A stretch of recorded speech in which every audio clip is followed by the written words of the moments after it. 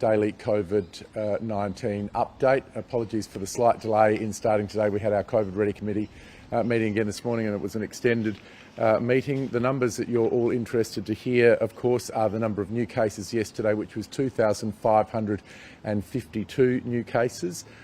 We have had a further increase in the number of people in hospital in South Australia, up to 94 now, and 9 of those are in ICU. The good news is that we have nobody in hospital at the moment who is on a ventilator. So it really is fitting the pattern that this is far more transmissible, but the symptoms are far less than what we were envisaging, of course, with Delta. And of course, the vast majority are all Omicron patients. Very importantly, yesterday we had 19,437 tests completed in South Australia. We've seen those lines continue to shorten right across South Australia. We've been updating those waiting times, those projected waiting times on the SA Health website and with our social media. And as you can see now, those waiting times are really coming down. So again, a call to people, if they've got symptoms or if they're close contacts, to go and have that PCR test. There's very short waiting times. We've also opened up a further 800 booking slots across sites in South Australia. I do note that sometimes there's quite a lengthy delay at Victoria Park, but we do have many sites right across South Australia, some of them with very short time frames to get in and get your test. And in fact, I think pretty much right across the system at the moment, if you went to book in a slot to go, you would get one within 24 hours in South Australia at the moment. So again, just please don't think that Victoria Park is the only site that you can have that PCR test. Yesterday was a record in terms of the symptomatic testing in South Australia. So for the last 3 days, I've been asking people that are not symptomatic, so they're asymptomatic, not to be using up the PCR capacity across South Australia. That's now happened, so I'm very grateful to the people of South Australia for doing the right thing. This is really meaning that all those people that need to have a PCR test, so those people in South Australia who have symptoms or who are a deemed close contact, can go and get that very accurate PCR test straight away. Some other states are now having to resort to only providing rapid antigen tests for close contacts. It is an inferior test, of course, to the PCR. I'm very grateful that we've now got that capacity. Don't forget, at our peak 4 or 5 days ago, we were up around 26,000 tests in a single day. Yesterday, just over 19,000. So it seems that the PCR testing is back in equilibrium in South Australia at the moment. I'll just update you also that we now have 90 people within our prison population who are COVID positive. All of these people are in a stable condition. We're not seeing any deterioration there, but the numbers, unfortunately, are escalating, and so this is something that we're keeping a very close handle on. We also have previously reported about the situation with the sobering up unit at Port Augusta. We've now got the vast majority of all of those tests back, and there are no further positive cases whatsoever. So we're very grateful for that. I think we've dodged a bullet. This is a particularly vulnerable cohort. There was somebody working in that facility for 5 days who was COVID positive. Obviously wasn't shedding that disease particularly strongly, and we've had no positive cases. So we're very pleased about that. In terms of vaccination, unfortunately, I've got to report that yesterday was still a very low day in terms of vaccinations for South Australia, although I'm pleased to see that there have been more people turning up in the vaccination clinics today. So I'm very grateful to the media for the work that they are doing in promoting the fact that you can get online, you can book your vaccination, you can book that booster. It's the very best thing you can be doing in South Australia at the moment. It seems that obviously New Year's Day was a low day. Yesterday also, I think people must have been just coming out of that post-New Year's Eve haze, but today we're seeing some more numbers. We really want to see that climb. In the next couple of days, we'll be talking about our surging capacity for vaccination and boosters across South Australia. Many people will become due for their boosters right about now, and so we'll be flexing up that capacity. We're looking for all and every single opportunity, new sites, new workforce, trying to do everything we can to get those jabs into the arms of South Australians as quickly as possible. I should also report there will be a slight change to our direction in South Australia today. Previously, we've talked about the definition of close and casual contacts. So casual contacts no longer require isolation in South Australia. They no longer require testing in South Australia. That's been in place for some time. We're just asking people to monitor their symptoms. But with regards to close contacts, as you know, we've been narrowing that definition down because we're balancing the issues associated with the spread of the disease with the workforce availability in South Australia. I think we've got it about right. We're signed up to the National Cabinet position, which is that household and intimate contacts are automatically designated as close contacts in South Australia. Secondly, we have two other areas of exception, one with vulnerable cohorts, for example, aged care and also Aboriginal communities. These are areas where we're not looking to scale that down, so we made it clear that that was an exception in South Australia. And the other was when there has been a significant transmission at a particular premises, whether that be out in public or whether it be a work premise, and those people will be in those two groups directed by the CDCB, the Communicable Diseases Control Branch. We have been asked, though, about this definition of how long you are with somebody and whether that would actually be a close contact, and so we've been asked to clarify that and make it very clear, and that will go into a direction later today. So if you are face-to-face without masks indoors, then you will be designated a close contact if you have been there for more than 15 minutes.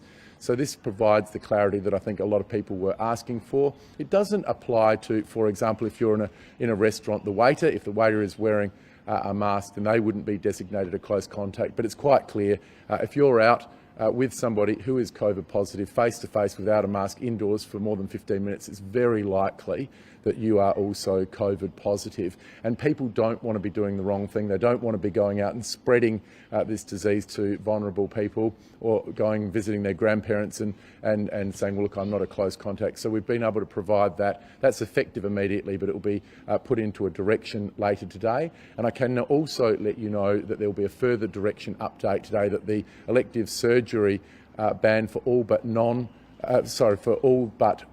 urgent Category 1 and Category 2 elective surgery will come into place as of 1 minute past midnight this evening. So those two direction changes which we'll go through later today. So there's been further meetings with the Chief Public Health Officers around Australia yesterday, AHPPC meetings scheduled for pretty much the rest of this week. The rest of the country is trying to deal with the Omicron surge. We're all sharing information, and for that I'm very grateful, and we should be able to have more updates on different settings later in the week for you.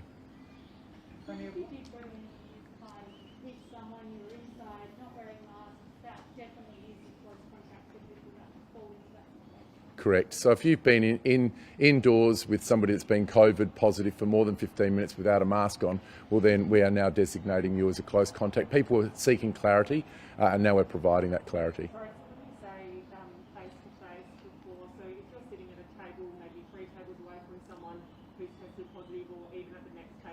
No, that wouldn't be a close contact. Look, it really is when you're dining with somebody or you're in face-to-face contact in a very close proximity.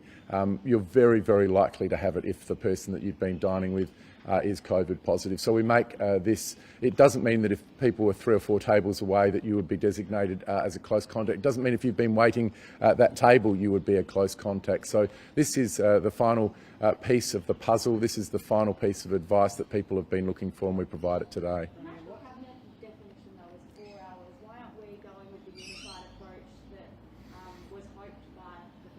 Look, I think every state has got to adopt an approach which is going to suit their setting.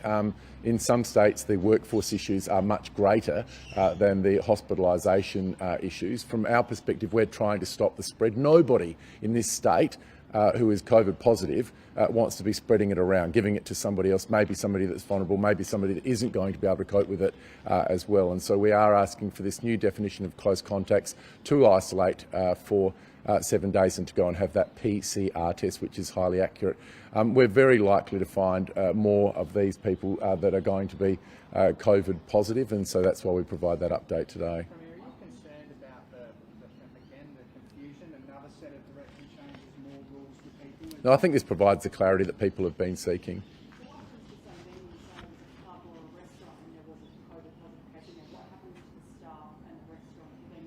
No changes to that whatsoever, unless they are deemed as a transmission site by the Communicable Diseases Control Branch. So it won't affect other diners in the restaurant, and it won't affect workers there unless it is deemed a transmission site where there is a significant transmission which has occurred there. Obviously then you're at a much higher chance of being COVID positive, and so we'd provide that advice. But unless you are contacted by the Communicable Diseases Control Branch or it gets listed as an exposure site with times there for you, then you wouldn't be a close contact. Just to clarify, a transmission site, is that the same as an exposure site? Yes.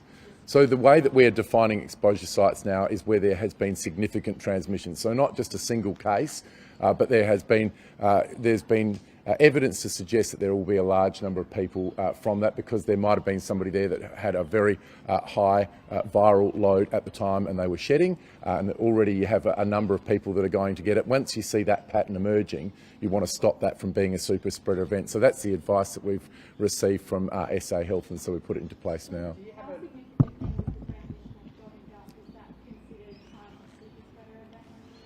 Well, I don't have the specifics with regards to that, but if something is put onto that exposure site, there must be a reason for it, and it's usually when there is a significant number of transmissions at that site. So there was a place on Hindley Street recently which was put up where we know that there were a very large number of people who were present there at that time that got it, and so that's why we would deem that as an exposure site, because there was a high level of transmission. But we're at a different part of the cycle now, so we're no longer in the elimination stage. So we wouldn't be, for example, putting up somebody who was COVID positive visited a petrol station for 15 minutes. That's just a different part of the disease. We were there sort of 3, 4, 5 months ago. We're not there now.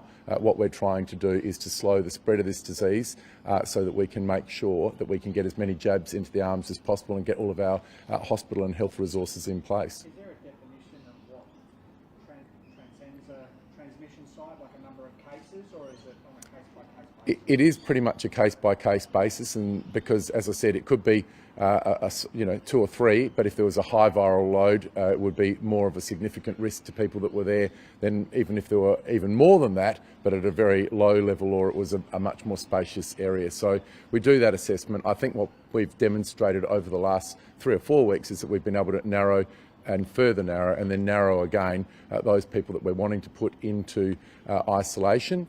We've now moved from 14 days down to 7 days for all of those people that are deemed close contacts.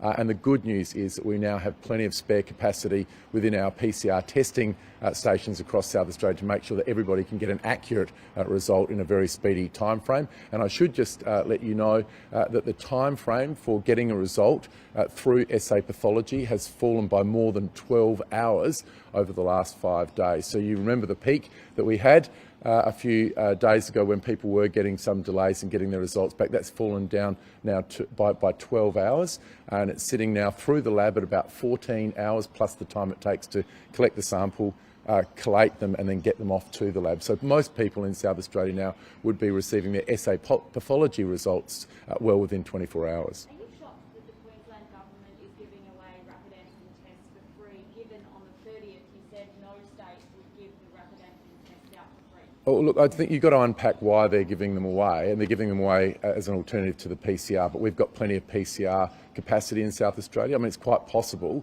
we would have to use this if we did have a very significant surge, and it's something that we have got contingencies in place for, but we haven't needed to use it in South Australia. But they're certainly not giving them away free any more than we're giving away our PCR tests for free. It's part of their overall pathology services in Queensland. There are no free tests being given away anywhere across the country to the general public, but if a state needs to get a result as quickly as possible, then they might be using the rapid antigen tests that they would be providing through their pathology services. So we don't need to do that in South Australia. There's plenty of spare capacity. In fact, I think South Australia probably at the moment has the highest testing rate per capita in the country, and I think it probably still enjoys the shortest turnaround time. So SA Pathology, along with ACL and ClinPath, our 2 private labs in South Australia, are getting through the backlog that we had 4 or 5 days ago in the lead up to Christmas. very speedy processing through. There is no need whatsoever at the moment for us to switch to RAT tests instead of PCR, which, as everybody knows, is far more accurate. The RAT test is good for surveillance, and sometimes it needs to be used as an alternative. And we might get back to that situation, but certainly not at the moment. Can I just clarify, please, the new close contact definition? Yes. Is it just for people dining for 15 minutes without a mask, or does that involve any contact? Or any activity indoors. So, like, for example, workplaces. Yep, so if you're in a face-to-face situation, though, not sitting 5 desks away. So you've got to be in a face-to-face, no masks, indoors for more than 15 minutes. That's when we know that you've got a very high likelihood of a transmission, and nobody wants to be the person who has caught it, isn't isolated and then starts spreading it around, and so we provide that better clarity today. That 15-minute rule, though, that's a tougher rule than a lot of other states have put into place. Do you think that that's going to send thousands of people into isolation who might not have caught the virus, but it's a tougher rule?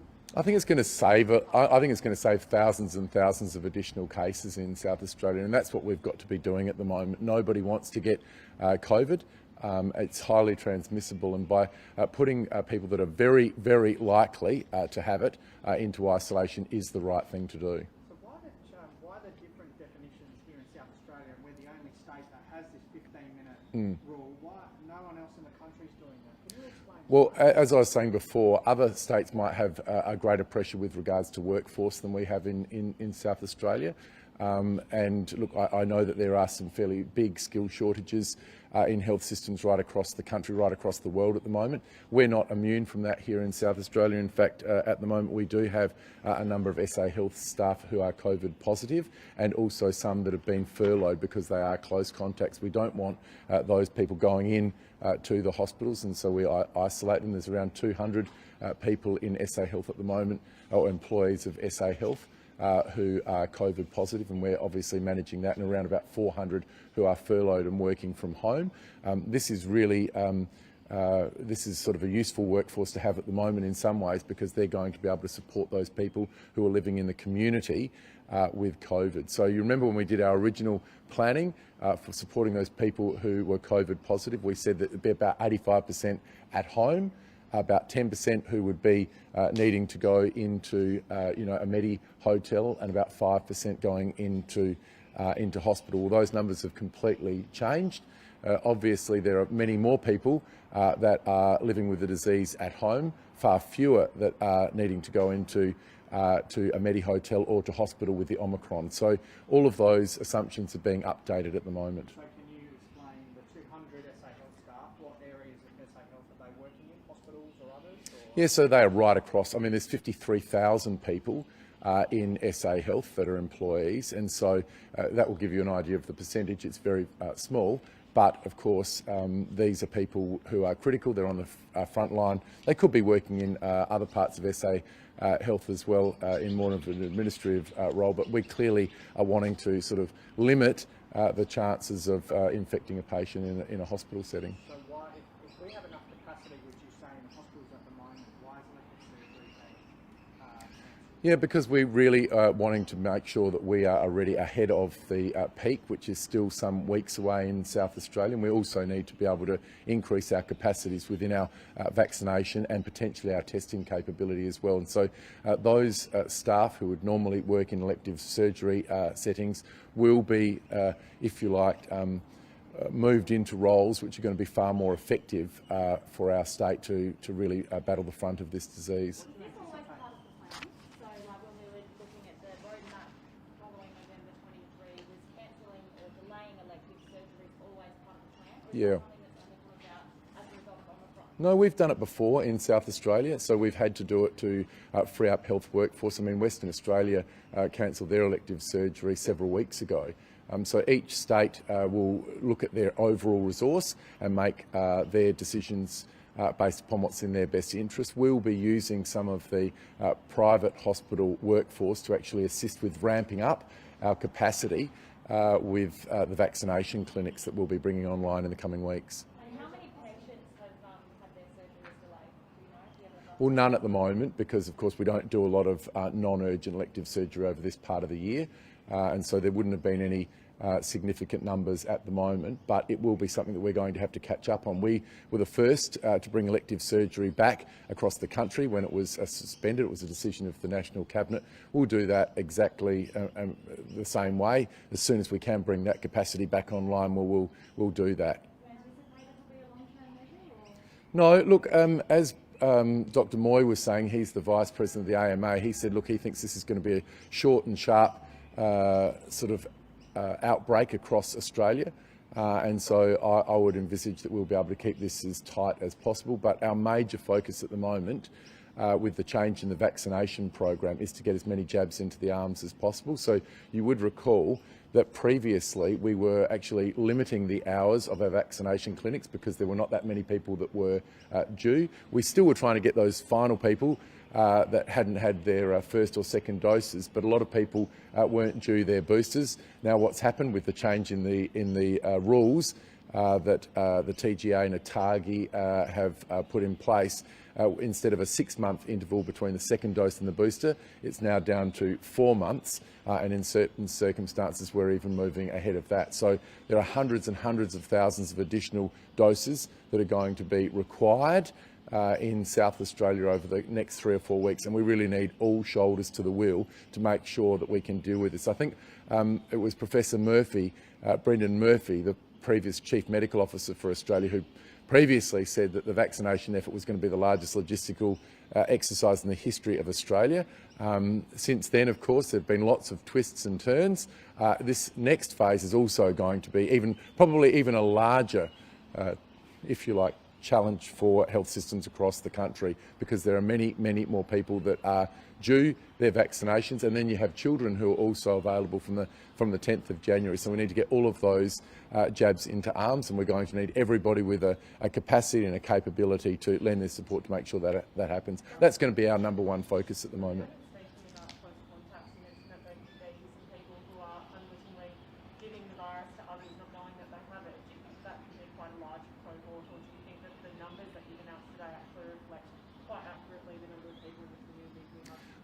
I think in some states they are concerned about what's called under-ascertainment, because people can't get a speedy PCR test. So a lot of people are doing the RAT test interstate. They're identifying that they're positive and they might inform their friends, but they're not being reflected in the figures. We just don't see that in South Australia. We've got plenty of spare capacity within our PCR, so I think the numbers that we've got at the moment are the numbers that we've got.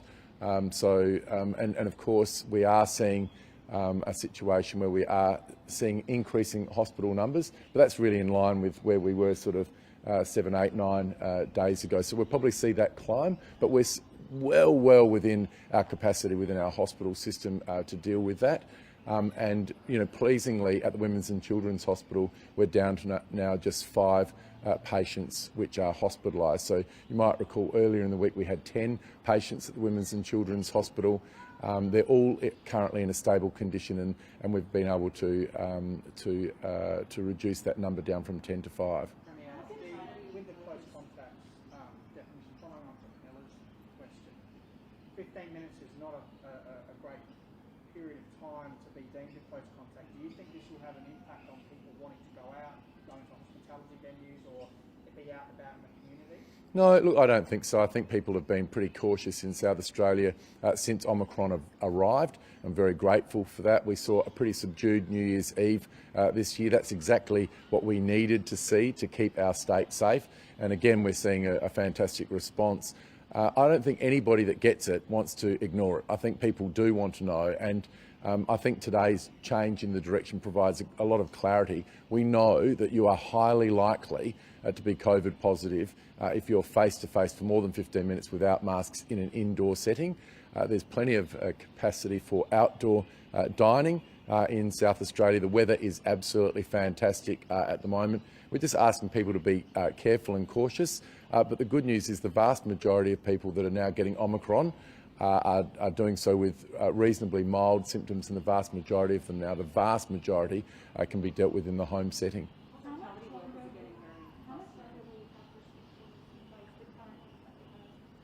Well, obviously we're looking at the restrictions in light of the numbers that are coming in. I can't envisage that there would be any increases or reduction in restrictions in South Australia in the coming days. But obviously we're looking at the numbers, very carefully. The good news is, though, ahead of Delta, we put in a very big surge in the hospital bed capacity in South Australia. We're still, even with Omicron, well within the bounds of that flexed up capacity that we've got, both in terms of bed, in terms of ICU and in terms of ventilators. And now with the decision that's been made with regards to elective surgery, that gives us another massive flex up in the number of beds and ICU beds that we've got in our state. Yeah, so at the moment we're sort of well within our capability, but we are looking at that. We've put an expert group together to look at all of the issues and information that we have regarding the effects on younger children with regards to Omicron. There is some further information coming out from around the world, and we'll probably flex up our capacity if we need it. There's certainly a group that's meeting on an ongoing basis at the moment.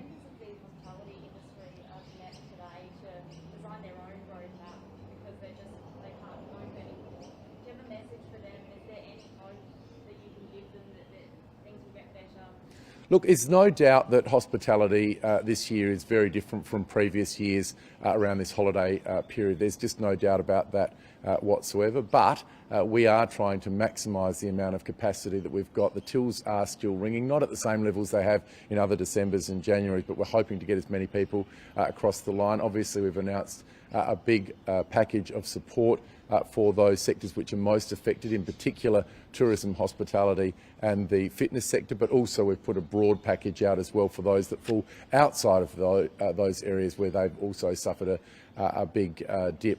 Our goal is to get South Australia through this safely. This is what we've done since the very beginning. We've had the fewest days lost to a lockdown of any state in Australia since COVID began. We've got the strongest economy in Australia, and I expect that to continue going forward. But we have a mighty battle on our hands. Omicron is a game changer, and we've got to take every single course of action that we need to keep our state safe.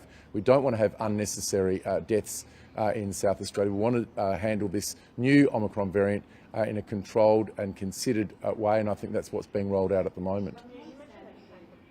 Sorry. Can you understand that the hospital is frustrated? They go to the date, some of them have told us about package barely covers their rent for the pub, then they've got to put on staff and all of that. So can you put a date on it? Anything exciting? Look, other states were in lockdown for hundreds and hundreds of days. We've actually enjoyed the lowest level of lockdown in the country, and so I think although the sector is massively affected at the moment, we have had good trading conditions compared to just about any other hospitality sector in the country or the world over the last 12 months, and I expect we'll get back to that as quickly as possible, but we've got to do it safely. That's why we've put a compensation package out to help businesses across this bridge so that we can come out on the other side and have a big bounce back for this important sector for our state's economy.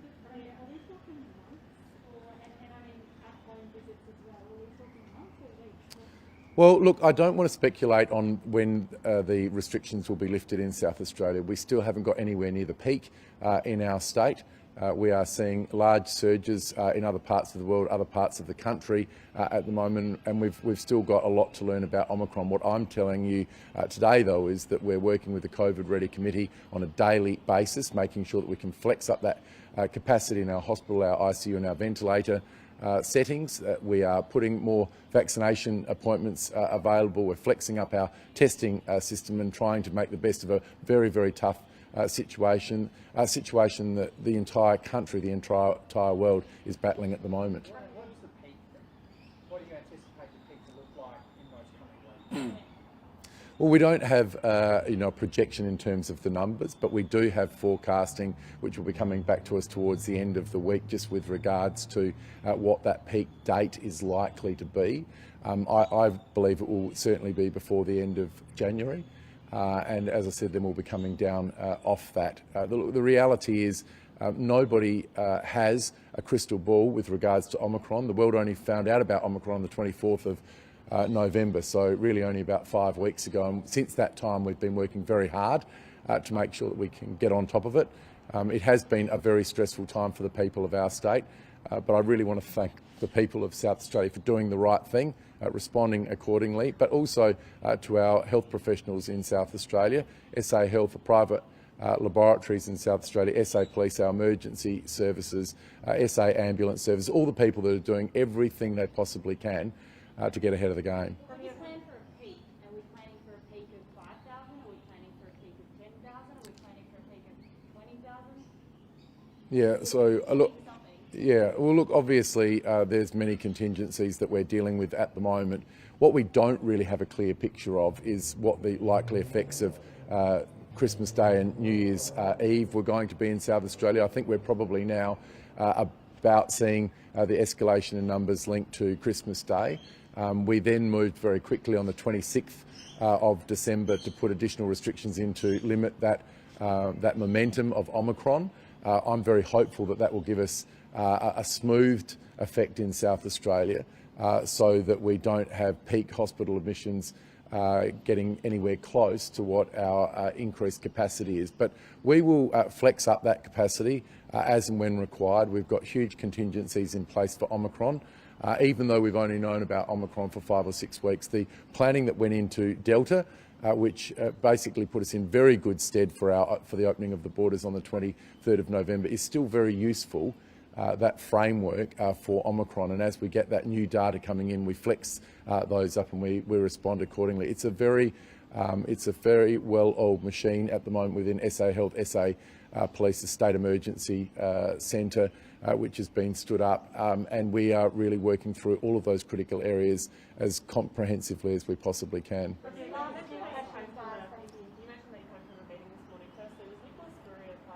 Yes. Were you unified about recognition of a close contact? Yes. Because previously there seems to have been some disagreement about after national. No, so on the COVID Ready Committee, which I chair, Professor Spurrier is there, Dr Chris McGowan is at the meeting. He's the head of health and the Department for Health and Wellbeing. The Minister, Stephen Wade, the Treasurer, Rob Lucas, the Under-Treasurer, David Reynolds is there.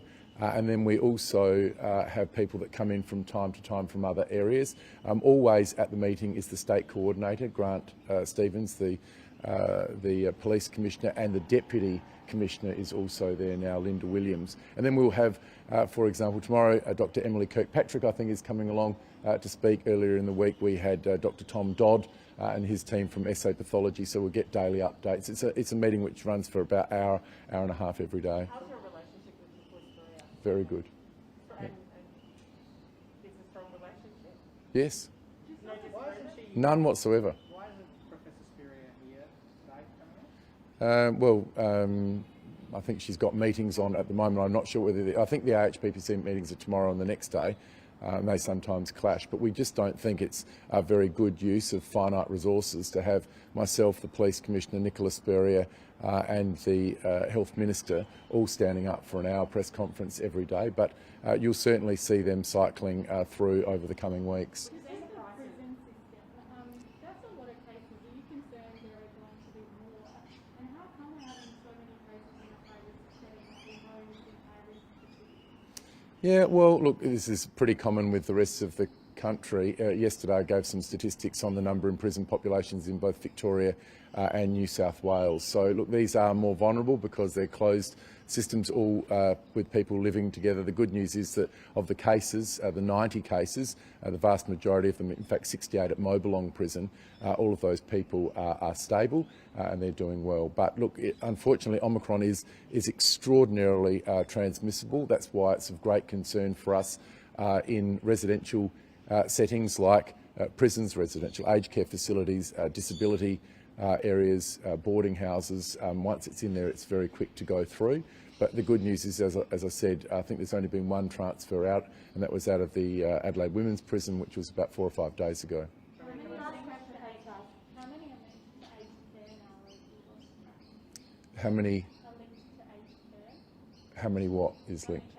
Oh, well, we don't break that down by sector, but I think we'd previously reported that there were a larger number of sites now in South Australia where either there was a resident or a worker, and so obviously they're the ones that we're monitoring very closely. That now is in the dozens of sites right across South Australia, Again, though, the good news is we haven't seen a serious deterioration of the cohorts. It just seems that the early information is that the current vaccination status isn't as effective at stopping the transmission, but it is far more effective at reducing the severity of the symptoms. And so you do have plenty of people out there looking at Dr. Google trying to tell me that don't worry, even if you're vaccinated, you can get it. Well, sure, you can get it if you're vaccinated. You're much less likely to get it if you're vaccinated. Certainly if you've had the booster, you're very much less likely to get it. But the most important reason for getting vaccinated at the moment is to save lives and make sure that you really reduce that severity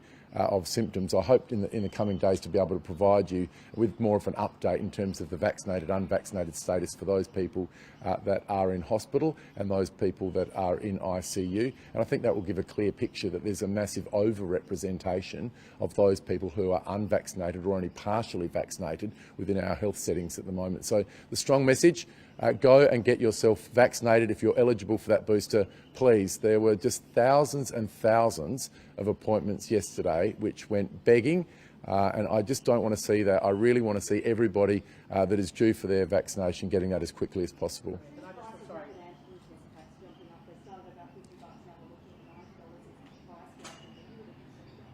So I've been asked that question in the last 4 press conferences in a row.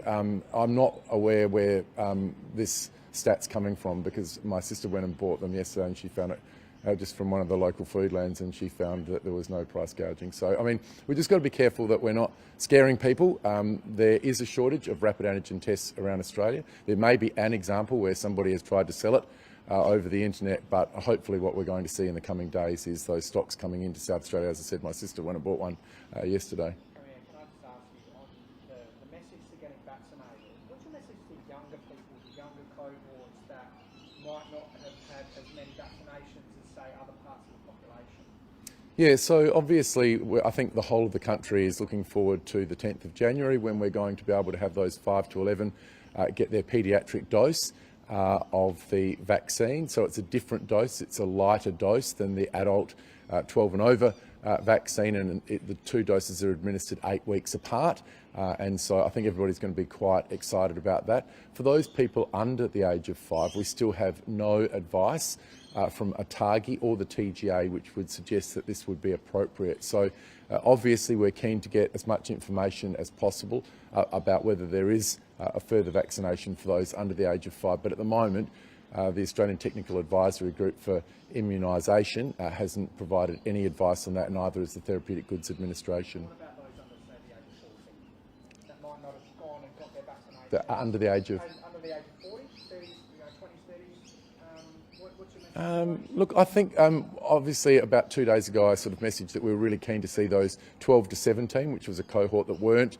as vaccinated as some of the other older age groups. It seems it's almost a cascade down from the oldest, the most vaccinated in South Australia, down 12 to 17. Look, I think many people were probably waiting for the school holidays after exams to go and get those tests. Now is a good time to get it because many of those people will be heading off to work, to TAFE, to university or back to school later this month, and we want to make sure that they're as protected as possible.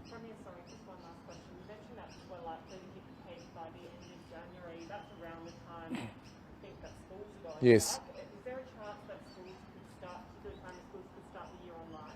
So we are looking at every opportunity in South Australia at the moment for how we resume schooling in South Australia for term 1. There was a meeting which was held last week between the Minister John Gardner and his Chief Executive Rick Purse. They're looking at all options, keeping them all on the table at the moment. I've asked the Chief Medical Officer for Australia, Paul Kelly, whether the AHPPC could provide some standard advice to all Australian states. It is something that we're concerned about, but we're not in a position yet to let parents know how that's going to occur. Obviously, people learn better in a face-to-face setting. We, again, in South Australia have the fewest days lost for school students, but we do have a responsibility to make sure with Omicron that we keep our students and our staff protected. So we're looking at all options at the moment, and hopefully in the next week or so we'll be able to provide a further update for people with regards to what the start of term 1 is going to look like.